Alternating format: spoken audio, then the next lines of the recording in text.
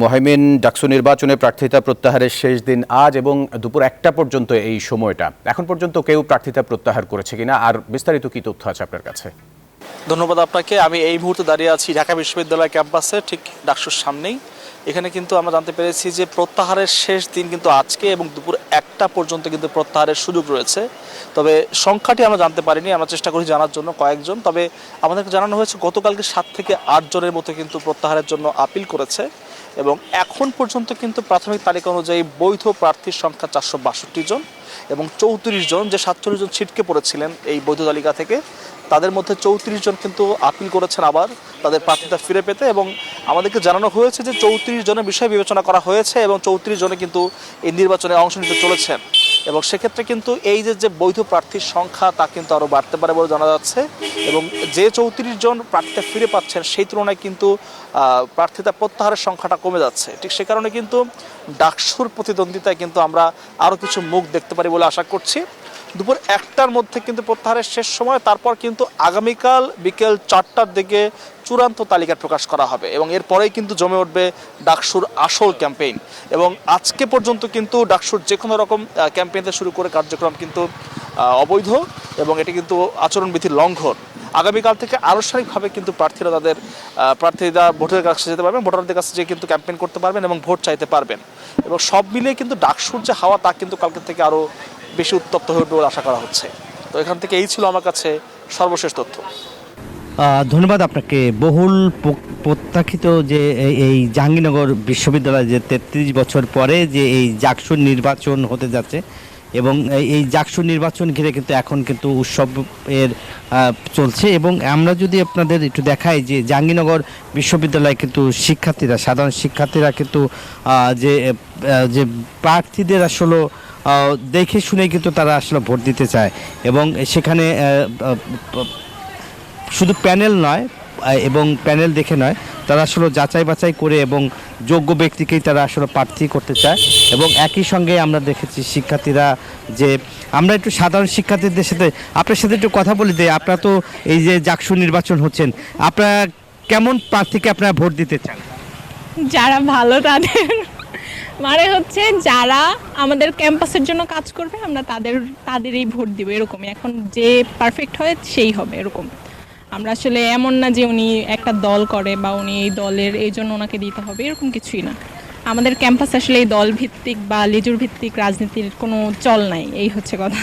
Thank you. আপনাকে শুনছিলেন যে তারা আসলে পক্ষপাতিত্ব করতে চায় না এবং দলীয় প্রার্থীকেও তারা আসলে ভোট দিতে চায় না এবং তারা অতীতে যারা কাজ করেছে, এর আগেও যারা কাজ করেছে এবং সব মিলেই আসলে দেখছেন যে যেসব শিক্ষার্থীরা যাদের জন্য আসলে মোটামুটি আমরা ওরা তা তো আসলে বললেনি যে এই যে 33 বছর পরে আগামী 11ই সেপ্টেম্বরে জাকসুর ভোট হবে এবং 25টি পদে 21টি আবাসিক হলে 15টি পদে নির্বাচন হবে এবং জাকসুর নির্বাচন এখন পর্যন্ত 273টি মনোনয়নপত্র জমা পড়েছে। আজকে কিন্তু যাচাই বাছাই করে বিকাল ঠিক 4টায় কিন্তু যে ঘোষণা করবে। এরপরে কিন্তু ছাত্র দলের যে প্যানেলটি রয়েছে তারা কিন্তু ঠিক 4টার পরে কিন্তু প্যানেল ঘোষণা করবে এবং এর আগে 2টি প্যানেল, ছাত্র শিবির এবং নাগরিক এবং এনসিপি এবং অন্য যে বৈষম্য ছাত্র যৌথ মিলেই কিন্তু তারা একটি প্যানেল দিয়েছে এবং প্যানেলে জাহাঙ্গীরনগর নির্বাচন করতে চায় বলে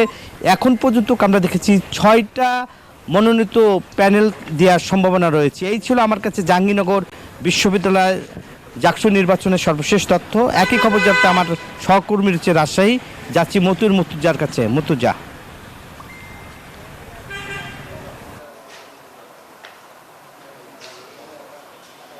নাজমুল, রাজশাহী বিশ্ববিদ্যালয়ে কেন্দ্রীয় ছাত্র সংসদ নির্বাচনের দ্বিতীয় দিনের মতো মনোনয়ন ফর্ম বিতরণ চলছে।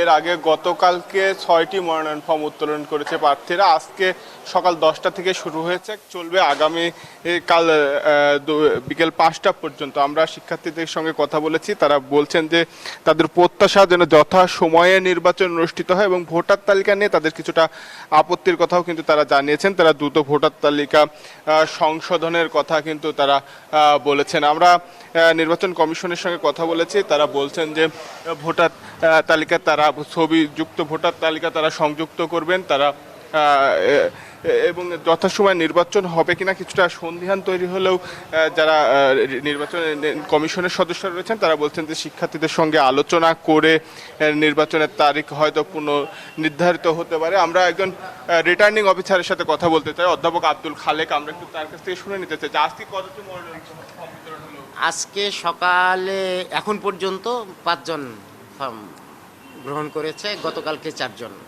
5 জন, গতকালকে 5 জন, আজকে 5 জন।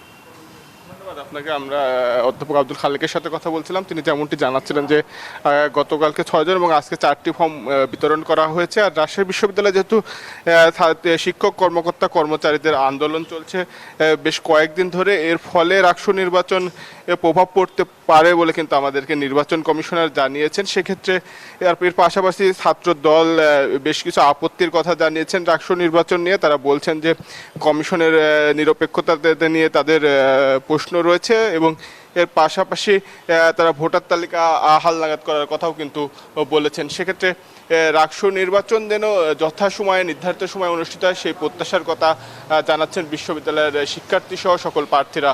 এই ছিল রাজশাহী বিশ্ববিদ্যালয় থেকে সর্বশেষ।